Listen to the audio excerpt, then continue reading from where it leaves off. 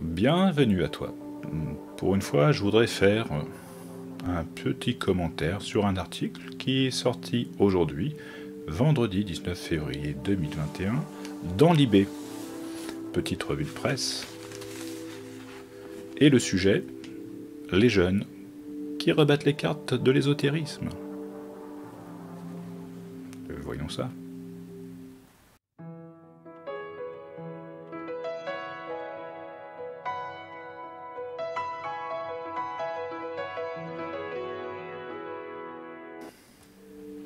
Alors, l'IB nous fait une double page aujourd'hui sur ce phénomène autour des jeunes et l'ésotérisme. Alors, le sous-titre, c'est Astrologie, voyance, médiumnité, dopées par la pandémie et le confinement, les pratiques ésotériques ont le vent en poupe et s'affichent notamment sur les réseaux sociaux. Alors, il y a évidemment un article et puis une interview. Donc l'article en lui-même, il donne en fait plusieurs exemples de jeunes qui, sur TikTok, sur Instagram, sur Facebook, notamment, proposent voilà, de différentes choses, de tirer les cartes, de proposer aussi des rituels. Donc certains vont apprendre à faire de l'astrologie. Il y en a qui vont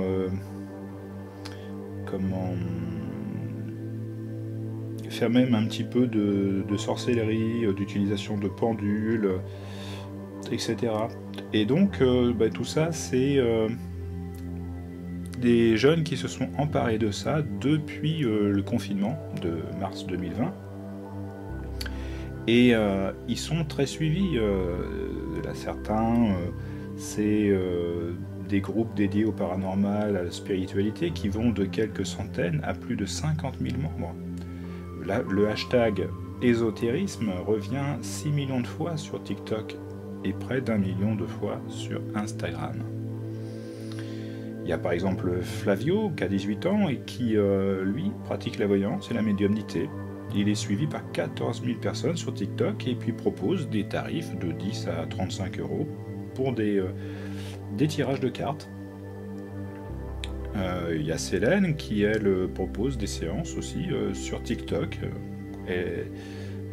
TikTokeuse de 24 ans qui a quitté son travail dans les ressources humaines pour se consacrer pleinement à l'ésotérisme. Donc voyante et médium, elle propose des guidances au prix de 50 €, voilà, etc.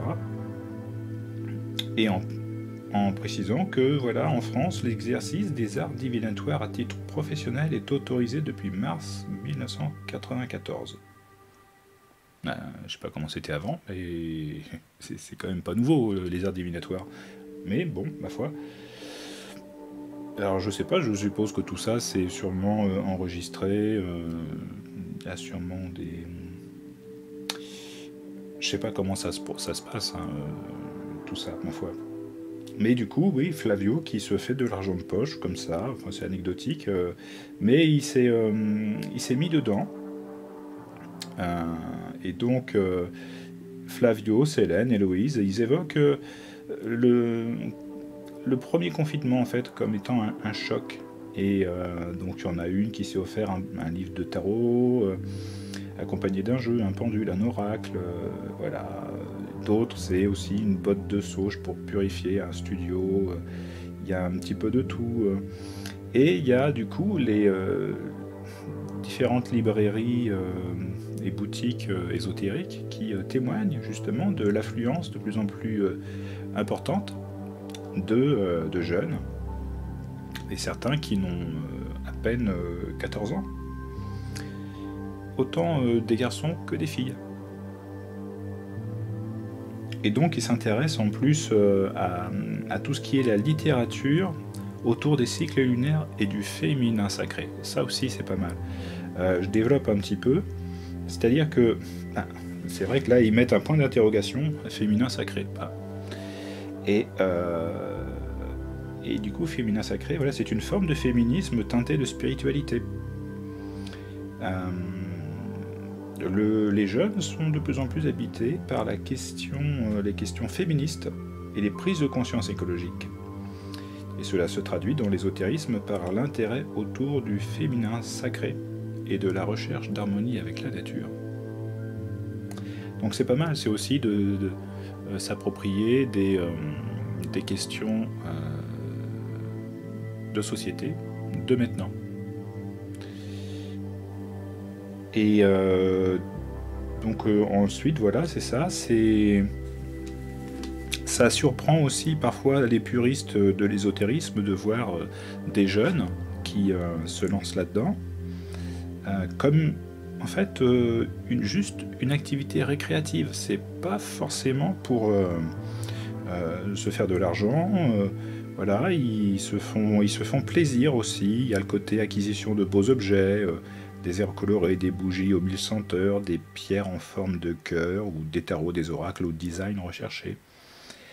Et après, évidemment, il y a toujours quelques sectaires, il y a quelques-uns qui vont assez loin dans la constitution de filtres d'amour, de rituels à base de pierres ou de plantes. Voilà, notamment, là, ils prennent l'exemple du respirianisme, qui consiste à manger et boire un minimum pour ne se nourrir que d'air et de lumière. Oui, c'est fort, c'est fort. Et donc voilà, donc c'est toute une économie qui marche bien, voilà. Et ensuite, il y a un petit article, donc une interview d'un historien des religions, Damien Karbovnik, et qui dit des choses sympas en fait à saisir. Bon, par exemple, évidemment, il donne d'abord un petit peu de précision sur quelles sont les branches de l'ésotérisme contemporain. Alors, évidemment, le lecteur peut-être de l'IB n'est pas forcément sensibilisé à l'affaire, donc il fait un petit mélange, il met un petit peu de tout. Voilà, il dit que c'est l'astrologie qui est la plus connue, mais la divination au sens large, ça peut être cartomancie, onéromancie, il y a de la sorcellerie, de la lithothérapie, de la cristallothérapie, etc. Même des choses qui sont liées aux médecines alternatives et aux extraterrestres. Et il dit que, par exemple, un naturopathe, que tout ça, ça se mélange. Il prend l'exemple d'un naturopathe qui pourra aussi bien te tirer les cartes, qu'il pourra simplement aussi te dire qu'il a été initié par des extraterrestres. Et c'est vrai que c'est très large. Hein. Quand on dit ésotérisme, il y a vraiment de tout. Il y a à boire et à manger, je pourrais dire. Et en fait, donc du coup, la question est posée, pourquoi les 18-30 ans se tournent de plus en plus vers les pratiques ésotériques? Alors évidemment, il dit que c'est pas trop nouveau, hein, ça existe depuis 2 siècles environ, cette popularisation des pratiques ésotériques, tout ce qui touche à l'ésotérisme. Mais évidemment, depuis l'émergence des réseaux sociaux, forcément, ça amène beaucoup de jeunes. Et il précise que ce sont en fait les jeunes qui sont sur le point de devenir étudiants ou d'entrer dans la vie active et qui recherchent comme beaucoup des solutions dans l'ésotérisme. C'est une alternative face à une société dans l'impasse. Voilà. Et ensuite, de voir aussi que voilà, c'est des discours sociétaux autour de l'écologie, de la liberté sexuelle. Ce que je disais tout à l'heure en fait à propos du sacré féminin, du féminin sacré ou de la connexion aux esprits de la nature. Ça, l'historien des religions, lui, il est docteur en sociologie, spécialiste de l'ésotérisme contemporain. Il précise qu'en fait tout ça, c'est des idées qui existaient déjà dans les années 60 et 80. Donc c'est des choses aussi qui sûrement reviennent, où il y a sans doute un effet de mode. Et en fait après, voilà, ce qui est bien, c'est aussi la question de l'IB autour de ce regain d'intérêt des jeunes qui s'est largement manifesté lors du confinement de printemps. Et donc là, c'est vraiment très bien ce que dit Damien Karbovnik. Le confinement a sans doute permis de révéler ou de mettre l'accent sur l'attrait des pratiques ésotériques chez les jeunes, mais ce phénomène est grandissant depuis quelques années. Dès que l'on est en situation de crise existentielle, on se tourne vers ce type de croyances. Elles sont un excellent moyen de donner du sens à sa vie. Les pratiques ésotériques touchent surtout les milieux urbains et moins les campagnes. Elles concernent les populations plutôt favorisées car c'est un milieu où tout est très cher. Accessoires, livres, séminaires, retraites. Et c'est là tout le paradoxe. On est dans un système qui se veut anticapitaliste, contre-culturel, alternatif, alors que nous avons là un exemple de la société de consommation. L'ésotérisme, c'est un peu la trousse du bricoleur. Nous sommes dans un marché d'idées, de croyances, dans lequel on pioche en fonction de ses besoins, comme aussi au sein duquel peuvent certains s'épanouir.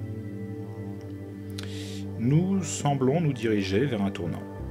Après une période dominée par la science, on bascule lentement dans un monde dominé par la pensée ésotérique. Précisément, grâce au dynamisme des jeunes et de leurs moyens de communication.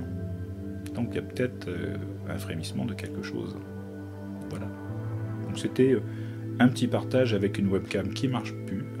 Elle m'a lâché, voilà, c'est vendredi soir, elle a envie d'être en week-end. Et donc moi je trouvais que cet article était sympa dans le sens où, par rapport au confinement, il y a peut-être effectivement de plus en plus de jeunes, mais je pense qu'il n'y a pas forcément que les jeunes. C'est une période particulière. Moi, je crois que ça m'a donné le goût, justement, de créer ma chaîne YouTube. Je suis présent déjà beaucoup sur les réseaux sociaux depuis une vingtaine d'années. Je partage pas mal sur Facebook depuis 10 ans. Et, donc, de toute façon, voilà, au naturel, en physique, par téléphone, par mail aussi. Mais là, c'est vrai qu'il y a quelque chose de nouveau que je sens aussi. Et je trouvais ça judicieux de voir cet article aujourd'hui dans l'IB. Voilà, je te donne rendez-vous pour d'autres lectures. À bientôt.